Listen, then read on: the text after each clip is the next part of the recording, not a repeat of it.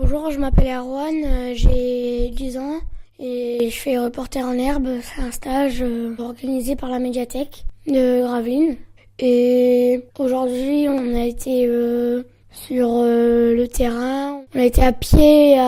Moi, j'ai été à la mairie. J'ai interrogé Christophe Isard. C'est un sportif parce que j'ai voulu des conseils. Hier, j'avais regardé dans les journaux ce que je pouvais avoir. Donc là, j'ai choisi le thème du cyclisme. J'ai appris que c'est un enregistreur qui est dur à manier. Et après, je me suis quand même amusée. Vous pouvez vous présenter, s'il vous plaît? Alors, je m'appelle Christophe Isard, j'ai 41 ans et je fais de la course à pied et plus précisément du trail running. Faut faire quoi pour gagner des compétitions?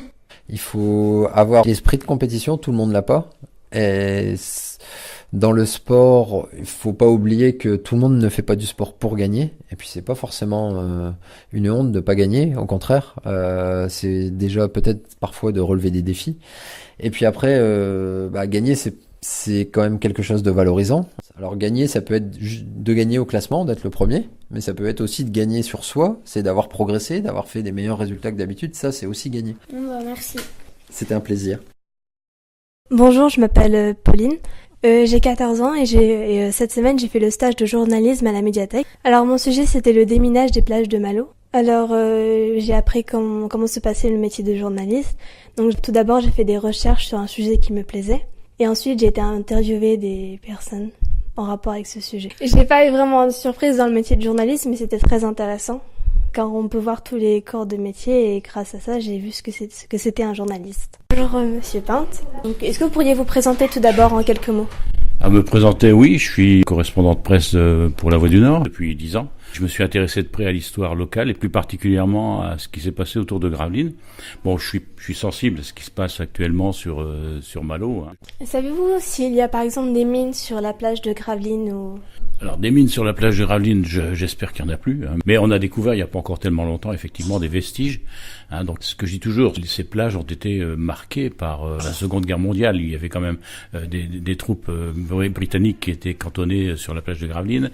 Il y avait des péniches allemandes qui étaient sur les canaux ici autour de Gravelines. Donc, tout ça, ce n'est pas sans, forcément, à un moment donné, avoir laissé des traces, quoi. Et il y en a encore. Et je pense qu'on en redécouvrira encore dans les années qui viennent. Je rappelle que vous êtes Monsieur Pinte, vous êtes un journaliste, notamment qui a écrit le livre Le Cochon Noir sur le drame qui s'est passé à Gravelines. Voilà. Merci beaucoup. Je m'appelle Anaël, j'ai 14 ans et je fais un stage de journalisme à la médiathèque. J'ai choisi le sujet de l'attentat sur le bus de l'équipe de foot de Dortmund qui s'est passé la semaine dernière.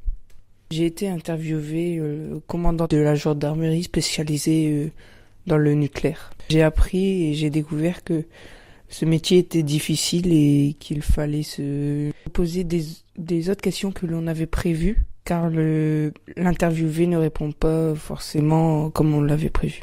Plus tard, j'aimerais bien faire métier de journaliste sportif. Présentez-vous, s'il vous plaît. Bonjour, je suis le capitaine Wetansky, commandant adjoint de la gendarmerie de Gravelines, qui est une gendarmerie spécialisée, un peloton de protection et de sécurité de la gendarmerie. Pourquoi les terroristes s'en prennent plus particulièrement au football et pas d'autres sports?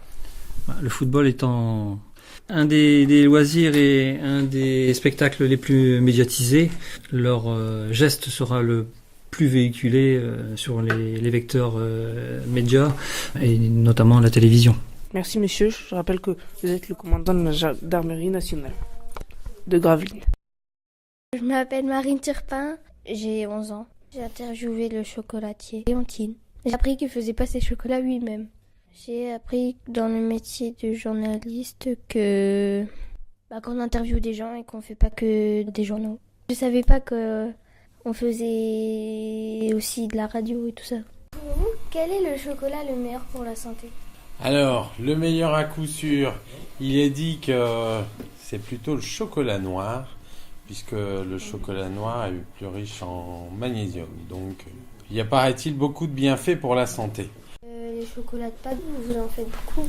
On ne fabrique pas, on conditionne un produit fini, donc que l'on reçoit, on conditionne, on emballe et on vend, mais nous ne fabriquons pas nos produits.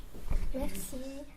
Bonjour, je m'appelle Timothée, j'ai 12 ans. J'ai choisi la voiture du futur et je suis allée interviewer un garagiste. J'ai découvert que c'était plus difficile en réalité que dans nos rêves, mais aussi que c'était excitant de découvrir de nouvelles choses, mais par soi-même et pas attendre que les autres nous la ramènent. Le plus difficile, c'est de parler à la personne. On se demande comment elle va réagir, positif ou négatif, et on peut s'imaginer les pires scénarios. Moi, ça s'est bien passé. Un peu de stress au début, mais après, ça allait mieux.